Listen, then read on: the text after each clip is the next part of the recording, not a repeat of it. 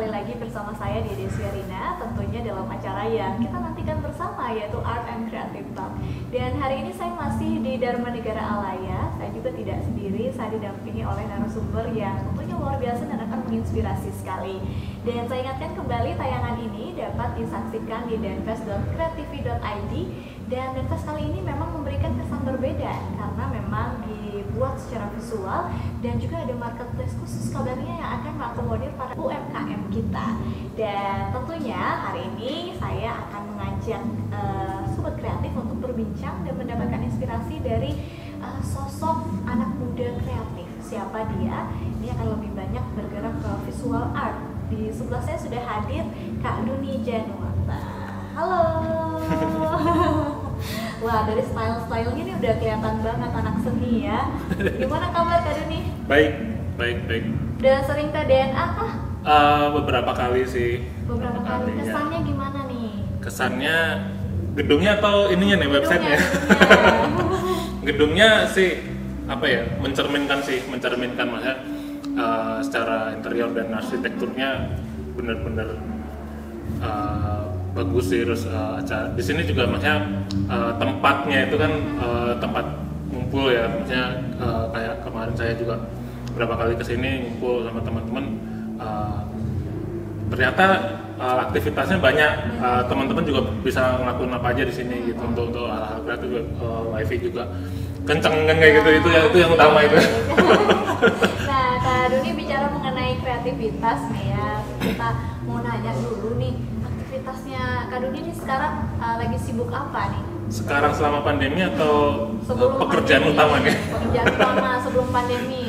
Pekerjaan utama sebenarnya gimana ya? Basicnya kan saya desain grafis gitu. Basic dari kuliah pun juga desain grafis di Jogja.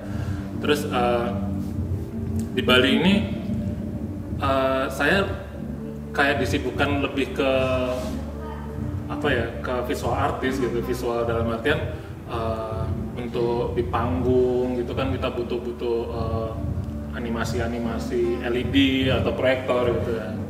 Saya lebih fokus di sana gitu. Cuma kemarin sebelumnya emang dari zaman kuliah itu kan emang suka musik, suka producing musik gitu kan. Emang dulu tuh kuliahnya di mana Kak? Kalau kita boleh tahu nih. Dulu di Jogja ada akademi desain karena masuk isi di Jogja itu terlalu susah kan. Sangat susah, persaingannya juga susah gitu. Akhirnya lari ke desain grafis di akademi desain di sana, Akvi namanya. Terus ya dari situ namanya juga anak muda yang masih kuliah gitu, kita mengekspor diri kita kan juga lebih banyak gitu kan daripada sekarang. Zaman dulu kita kuliah itu waktunya lebih banyak daripada di rumah kan kayak gitu. Pagi udah nongkrong di kampus, kadang masuk kelas atau enggak, tapi yang penting masuk, yang penting nongkrong duluan gitu. Anak seni banget ya. Iya. Nah di situ ya banyak input lah dari teman-teman, dari kita, kreativitas kita juga berkembang gitu kan. Apalagi saya suka musik, akhirnya apa ya, kayak individu gitu ya. Banyak kita individu, terus akhirnya nggak tahu entah kenapa larinya ke DJ gitu. DJ-nya. Jadi sempat nge-DJ juga. Sempat nge-DJ, producing musik elektronik juga, sempat ikut kompilasi di Jakarta juga gitu kan, nasional juga gitu. Terus akhirnya ya itu mulainya itu 2017 itu saya producing musik. Terus 2018 move ke Bali kan, karena emang keluarga dari Bali semuanya, orang tua dua-duanya dari Bali kan. Terus move ke Bali, pengennya sih nge-DJ gitu kan, tapi karena genre yang saya bawain itu minor gitu ya, jadi di sini juga nggak banyak yang menerima gitu ya, maksudnya di sini lebih komersil kan, karena emang buat pariwisata, buat tamu gitu kan. Terus akhirnya yaudah bikin event sendiri. Nah untuk memenuhi kehidupan sehari-hari ya akhirnya larinya kalau nggak desain grafis ya visual gitu kan, karena emang basicnya waktu di kuliah itu suka banget sama animasi 3D gitu kan, suka banget animasi. Terus dari situ lebih banyak job ke visualnya gitu. Ada event ya udah nampilin visual, ada event nampilin visual kayak gitu terus. Nah itu sampai sempet ditarik dari 2018 ya sampai kemarin ini ditarik sempet 3 kalau nggak 4 perusahaan. Ya kayak pertama di 2019 akhir itu di Kelapa. Terus sempat di distrik itu 2014 kalau nggak salah, sama terakhir di Sky Garden gitu. Jadi emang aktif di situ ya.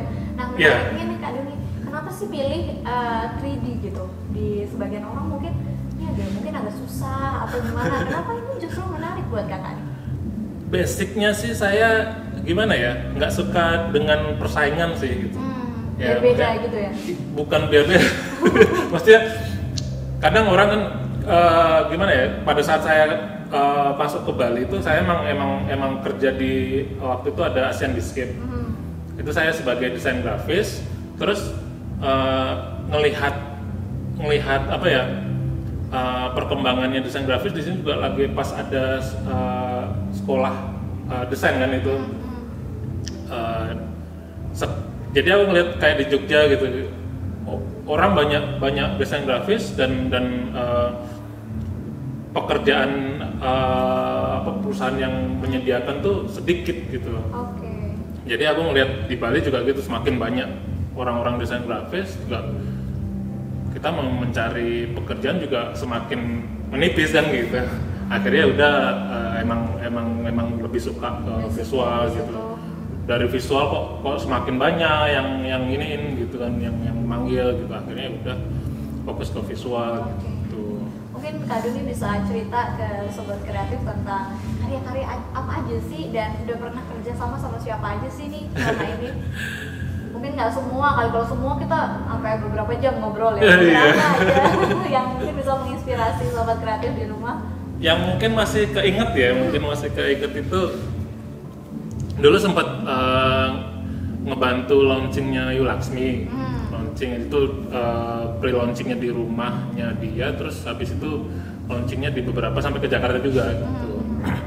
Terus apalagi ya yang saya ingat itu kayak di 2016 itu pertama kali direkrut sama Kudeta. Kudeta itu dia bikin annual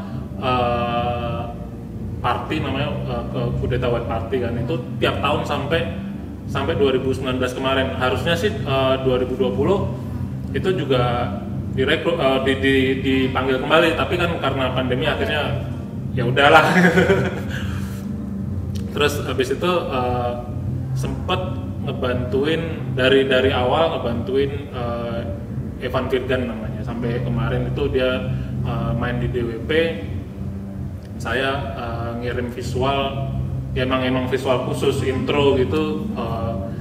Akhirnya saya bikin 3D bentuknya Boma untuk intronya dia. Itu juga dari Boma itu saya pengen mengangkat Bali gitu, pengen mengangkat Bali sebagai ikon Bali. Apa sih Boma itu sebenarnya seperti itu. Terus ya mungkin sekarang ini masih proses gitu, apa ya, nanti setelah ini saya juga akan terus mengangkat Boma terus gitu, nanti mungkin kedepannya tapi bentuknya berbeda-beda jadi gitu. Ciri khas tersendiri. Terus habis itu di 2017-18 itu tahun baru, itu nol juga sih reguler. Tiap tahun baru ada party di Vince Beach Club, itu reguler juga. Terus apalagi ya? Banyak banget sih kalau kita Instagram. Ya. Mungkin bisa dilihat di Instagram sih. Yang terakhir itu ini lebih. Jadi di 2018 itu akhirnya saya bikin label sendiri namanya Studio Gambar Gerak. Studio Gambar Gerak itu 2020 ini selama pandemi itu ada dua event yang saya anggap ya emang besar gitu kan. Yang satu itu event virtual, itu sumunarfest.com, itu anak-anak Jogja yang bikin, tapi seluruh Indonesia sampai luar negeri pun juga hadir di situ. Maksudnya di nampilin karya di sana gitu. Itu sumunarfest.com. Berarti ini dibuat visual juga atau gimana? Bikin mapping visual, jadi anak-anak Jogja bikin gedung di 3D, terus habis itu ditembak. Saya juga prosesnya dia juga belum paham sih gimana bisa dia nembak gedung tapi dalam virtual gitu kan. Kalau biasanya kan orang mapping itu di gedungnya real gitu. Kalau ini gedungnya virtual ya. Gimana sih? Ini menarik Kak Duni, berarti nah kita bicara pandemi bahwa saat ini semua pasti terdampak gitu ya dari segala sektor, dan ternyata teman-teman pelaku seni seperti Kak Duni juga terdampak, cuman tidak berhenti untuk berkarya dan masih harus terus ada ide-ide kreatif seperti kegiatan itu ya. Itu mungkin Sobat Kreatif juga bisa diceritakan lebih lanjut. Selain itu kemudian apa nih event-event ke depan yang mungkin, atau Kak Duni ingin buat event mandiri kah kerja sama dengan DNA mungkin tempat ini ke depan? Kemarin sih sempat ngobrol juga, pengen mapping catur muka gitu. Iya. Cuma masih dalam konsep sih. Dikonsepkan ya, kita senang sekali nih mendengar itu. Ya.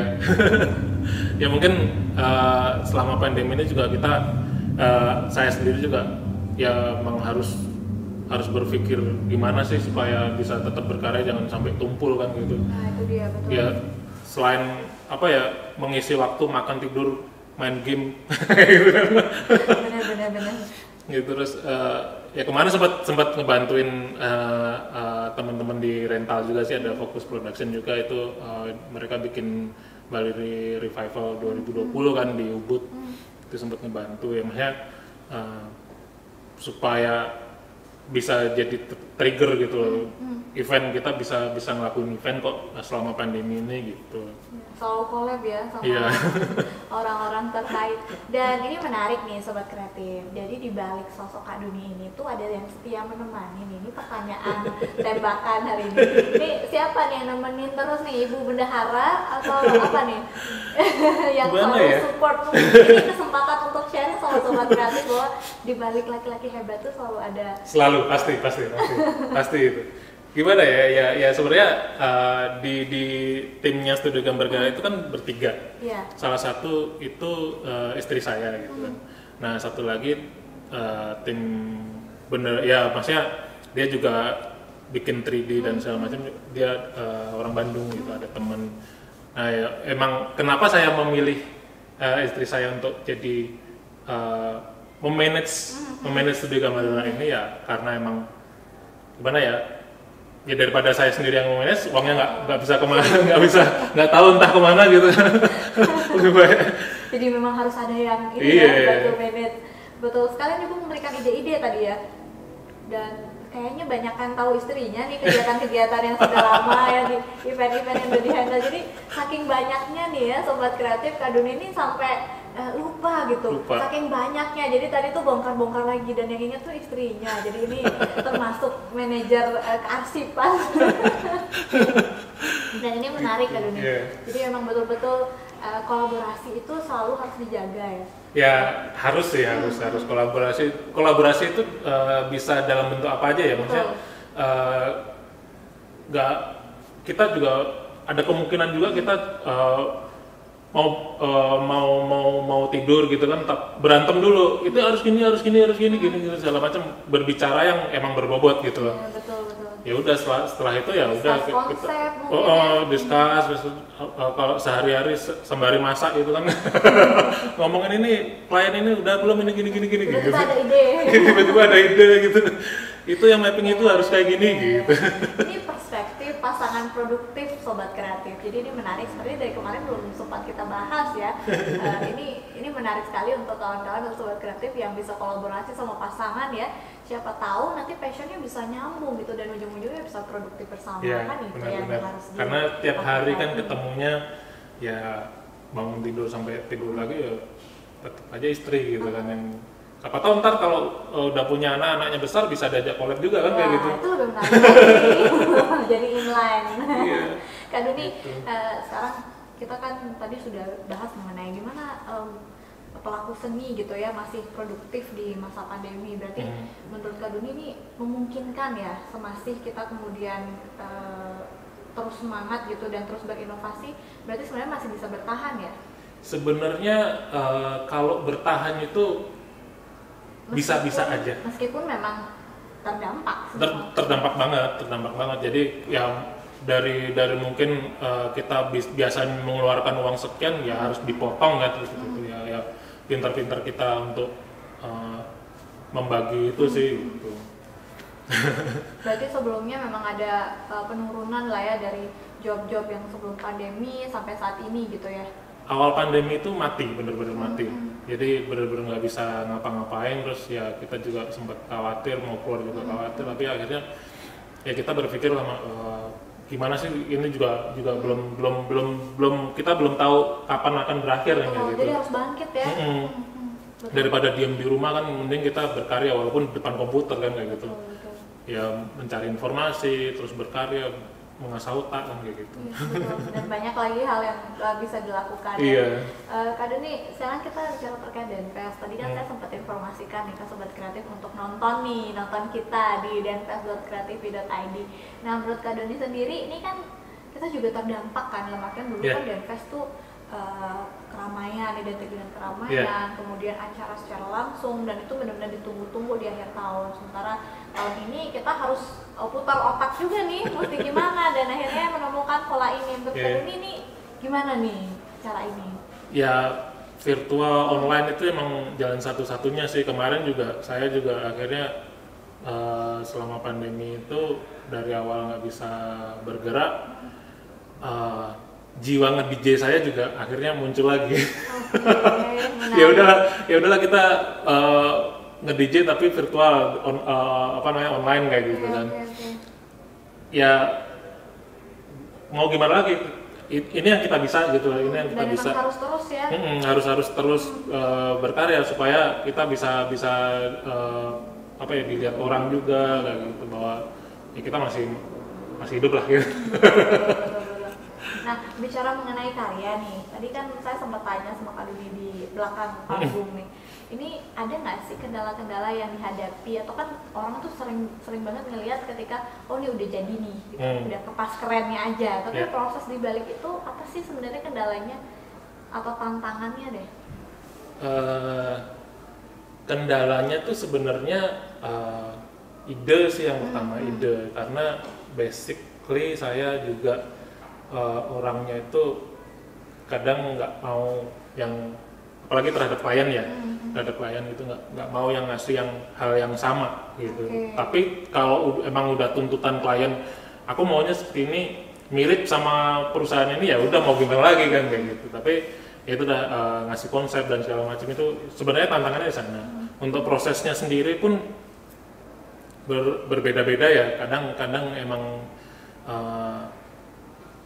ada yang lebih untuk visual yang rumit itu kadang bisa makan 1 bulan kita pengerjaannya, tergantung juga renderingnya juga kan, 3D apalagi kan, kayak gitu. Ada yang cepat gitu kan. Paling cepat itu berapa lama Kak Doni? Dari konsep sampai udah jadi? Sebaiknya itu 1 minggu itu udah paling cepat. Iya paling cepat sebaiknya. Kalau 3 hari itu ya udah kita seadanya aja. kayak di software 3D kan kita butuh detailnya kayak lampu, terus shadingnya dan segala macam, itu kan butuh, dan ngerender detail-detail itu kan butuh waktu yang lama juga gitu. Jadi kalau emang ternyata ada klien 3 hari, ya udah lampu dihilangin segala macam, yang seadanya, rendernya harus dipepetin kayak gitu, cepetin gitu. Kalau semakin cepat ya kualitasnya otomatis juga semakin ini ya. Betul. Nah kalau Sobat Kreatif nih nanti ada yang ingin fokus di dunia visual ini juga, kira-kira apa sih yang mereka harus miliki nih Kak Doni? Tips? Harus gila sih sebenarnya. Harus gila guys. Jawabannya harus gila. Gila yang seperti apa nih? Ya sebenarnya ya emang gimana ya, maksudnya kita tuh harus ya berpikir keluar dari zona nyaman untuk bisa terus berkembang gitu kan. Kayak kemarin bekerja di 3 tempat kayak di Kelapa itu kan juga sama distrik itu gitu-gitu aja gitu. Kita dapat uang ya udah pasti udah harganya sekian, pekerjaannya kayak gini udah pasti gitu. Ketika kita bikin contohnya kita masuk di event gitu kan, event itu selalu berbeda-beda. Dan tantangannya juga beda-beda. Tantangannya beda-beda. Setiap event itu pasti ada aja ya kendala, pasti ada kendala gitu. Walaupun tempatnya sama gitu ya, pasti ada kendala. Terus kita bisa explore di sana, kita bisa explore sesuai dengan konsep dan ya kebutuhan apa yang ada di sana gitu sih. Ya sebaiknya ya misalnya teman-teman yang pengen bekerja di dunia kreatif harus keluar dari zona nyaman gitu. Kalau enggak ya akhirnya tumpul gitu. Tapi kayak tergantung ya, kayak kemarin saya di Sky Garden itu awal-awal mungkin sama rutinitas kayak gitu-gitu aja gitu kan. Tapi untung aja waktu setahun di sana itu masuk manajer dari Belanda, memang orang Belanda gitu kan. Ada tantangan baru lagi. Nah dia itu emang orang event di Belanda tuh emang orang event besar gitu loh, event besar yang handle artis-artis top 100 gitu kan. Dia ngasih saya kan di sana juga 3 tim juga, ngasih kita itu kamu harus kayak gini, kamu harus bikin ini, kamu harus gini. Jadi kita langsung berpikir ulang, ini harus tiap hari harus ada ini segala macam. Dan itu seminggu sekali atau ya sebulan sekali, saya lupa. Awal-awal tuh rutin kita discuss terus. Akhirnya dituntut untuk masuk siang untuk mengerjakan sesuatu di sana gitu. Padahal kan kelihatan kita jadi berpikir. Nah, kalau teman-teman yang bekerja di klub atau di hotel atau apa mendapatkan manajer yang seperti itu enak banget gitu. Nah kalau nggak mendapatkan hal yang seperti itu ya udah. Jadi kita mengatur diri sendiri ya. Jadi kita yang harus terus berinovasi. Iya. Kalau stuck juga akhirnya resikonya juga kita sendiri.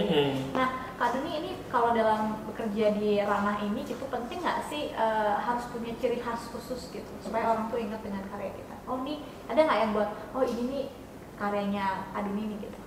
Harus jadi idealis itu harus ditegasin gitu. Harus ditegasin walaupun mungkin awal-awal orang ini apa sih gitu. Kayak ada almarhum teman kan Gentur gitu, itu bikin karya tuh hitam putih aja semuanya itu, tapi dia terus sampai akhirnya ke blow up dan teman-teman pada suka gitu. Akhirnya sampai sekarang jadi legend kalau aku bilang gitu kan. Dan brandingnya jadinya ke situ ya. Iya. Udah ketahuan gitu. Kayak apa ya, kayak ada teman Mones gitu kan, ilustrator gitu kan, karyanya udah kelihatan. Betul. Ketika orang lihat, oh ini karyanya Mones nih kayak gitu kan. Udah paham gitu ya. Iya. Ya benar. Berarti itu penting banget ya karena itu karakter juga yang itu membuat kita bertahan ya. Inovasi-inovasi apa sih juga yang mungkin ke depan akan Kak Duni lakukan nih, melihat ada nggak terbersit bahwa ini ke depan kayaknya semua serba virtual nih, atau mungkin nanti bisa jadi ingin sharing ilmu gitu jadi dosen atau apa gitu di Bali kan. Ini kan masih minim ya Pak di Bali. Kalau dosen sih apa ya, saya tidak bisa untuk apa ya, tidak punya pendidikan ke sana gitu untuk ngajar gitu. Tapi kalau kita mau belajar bareng, ayo ke rumah gitu. Ada berapa teman-teman kan kayak gitu, Kak ajarin dong gitu. Aku nggak bisa ngajarin.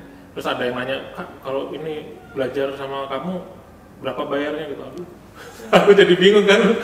Lebih baik ke rumah aja gitu. Beberapa kali ketemu sama pelaku seni itu ya gini, ketika ditanya rate, nggak bisa tahu berapa gitu kan.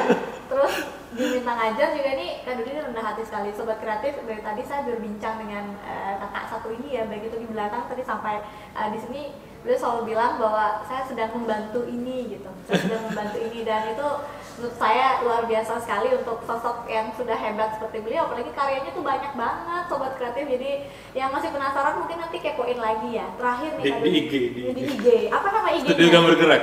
Studio Gambar Gerak. Kak Duni, terakhir pesan untuk Sobat Kreatif nih untuk terus semangat sama pandemi ini tuh gimana? Apa ya? Terus berkarya deh. Maksudnya jangan putus harapan. Maksudnya kita ini kan orang kreatif itu kan selalu berubah-ubah, selalu berpikir yang dulu zaman dulu cuma kayak gini akhirnya bisa menjadi sesuatu. Itu butuh proses sih. Nikmatin aja terus prosesnya gitu, jangan sampai kita tuh wah ini prosesnya kok susah ya kan, kadang ada yang kayak gitu kan, ya emang susah kalau orang iya jangan berhenti lah gitu berproses ya, kayak tanaman lah kita dia dari kecil yang benar-benar tunas gitu kan, terus disiram akhirnya tumbuh gitu kan, nggak mungkin kan dia dari kecil tiba-tiba besar seperti itu ya, harus butuh waktu berproses begitu. Itu aja sih.